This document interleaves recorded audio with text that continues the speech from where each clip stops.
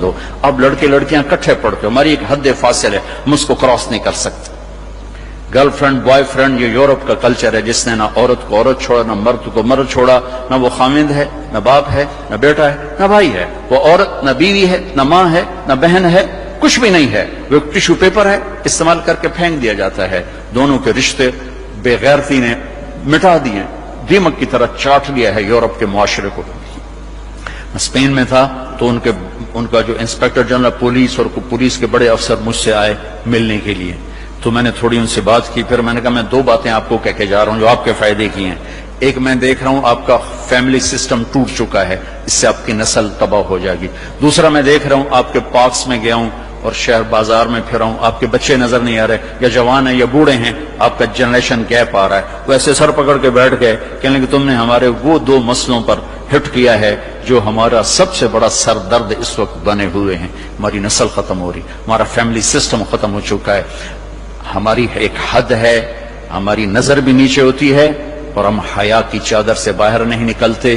بے حیائی جس معاشرے میں پھیلتی ہے اس معاشرے کو اللہ پنپنے نہیں دیتا, وہ معاشرہ ذلت اور پستی کا شکار ہو جاتا ہے. یورپ کی عورت نے آزادی کا نعرہ لگا کر سب کچھ گنوا دیا, سب کچھ گنوا دیا ہے. نہ ماں کی نسبت, نہ بیوی کی نسبت, نہ بہن کی نسبت, نہ بیٹی کی نسبت, کچھ اس کے ہاتھ میں نہیں ہے. اور وہاں کا معاشرہ انتہائی دکھی ترین معاشرہ ہے.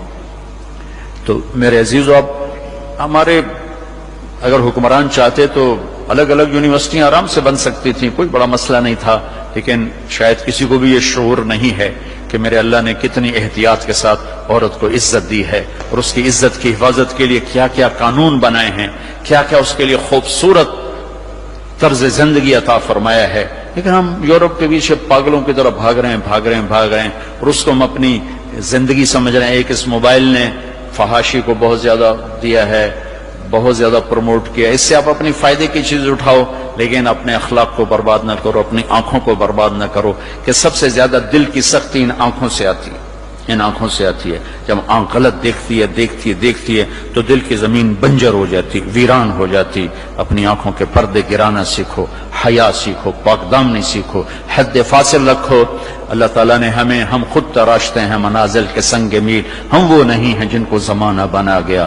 ہماری تہذیب ہے, ہماری ثقافت ہے, ہمارا بیٹی کا مقام ہے, بیوی کا مقام ہے, بہن کا مقام ہے, ماں کا ایک مقام ہے. ہمارے ہاں رشتوں کی قدر ہے, اس قدر کو میرے اللہ نے ہمارے دل میں بٹھایا. قرآن نے سینکڑوں آیات اتاری ہیں ماں کے, بیٹی کے, بہن کے رشتوں کو باقی رکھنے کے لیے. میرے نبی نے کھول کے بتایا ہے. تو میرے عزیزو, وہ بیریئر کراس نہ کرو, ورنہ حسرت کے سوا کچھ نہیں ملے گا, ہلاکت اور تباہی اور بربادی کے سوا کچھ نہیں ملے گا.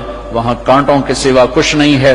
میرے نبی کی خوبصورت زندگی میں سارے پھول کھلے ہوئے ہیں اور اس سے باہر کانٹے ہی کانٹے ہیں. جو جائے گا دامن بھی تار کرے گا اور اپنے آپ کو بھی لہو لہان کرے گا, اور حسرتوں کی موت مر کر مٹی کی چادر اوڑھ کر ایسا بے نام و نشان ہوگا کہ کوئی نہ فاتحہ پڑھنے والا ہوگا, نہ کوئی دعا کرنے والا ہوگا.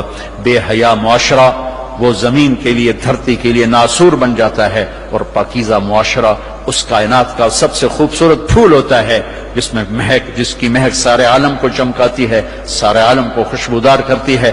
دمشق جب فتح ہوا